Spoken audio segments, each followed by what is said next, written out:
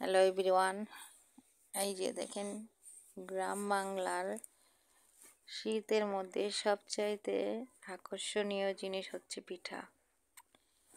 শীতকালে নানান ধরনের পিঠা তৈরি করা হয়, আর সব সময় কিন্তু পিঠা খাওয়ার এরকম একটা থাকে না। শীতকালে যে একটা ভালো লাগে, শীতের মধ্যে পিঠা এর একটা আকর্ষণীয় জিনিস।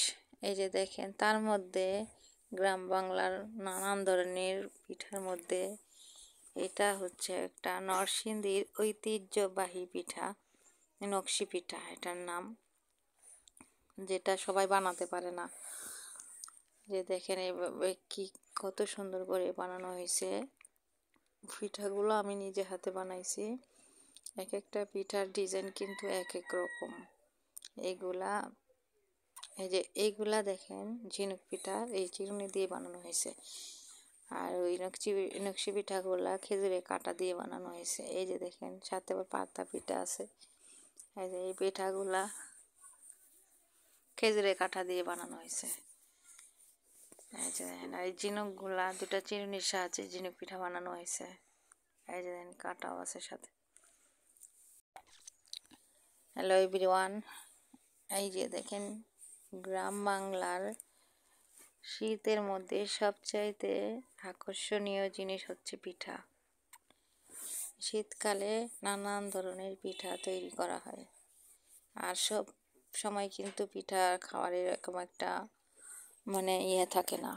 শীতকালে যে একটা ভালো লাগে, শীতের মধ্যে পিঠা এর একটা আকর্ষণীয় জিনিস। এই যে দেখেন, তার মধ্যে গ্রাম বাংলার নানান ধরনের পিঠার মধ্যে এটা হচ্ছে একটা নরসিংদীর ঐতিহ্যবাহী পিঠা, নকশি পিঠা এটার নাম, যেটা সবাই বানাতে পারে না। যে দেখেন এইভাবে কি কত সুন্দর করে বানানো হয়েছে। পিঠাগুলো আমি নিজে হাতে বানাইছি। এক একটা পিঠার ডিজাইন কিন্তু এক এক রকম। এইগুলা দেখেন ঝিনুক পিঠা, এই চিরুনি দিয়ে বানানো হয়েছে। আর ওই নকশি পিঠাগুলা খেজুরের কাঁটা দিয়ে বানানো হয়েছে। এই যে দেখেন, সাথে আবার পাতা পিঠা আছে। এই যে এই পিঠাগুলা খেজুরের কাঁটা দিয়ে বানানো হয়েছে। এই যে দেখেন, আর এই ঝিনুকগুলা দুটা চিরুনির সাহায্যে ঝিনুক পিঠা বানানো হয়েছে। এই যে দেখেন, কাঁটাও আছে সাথে।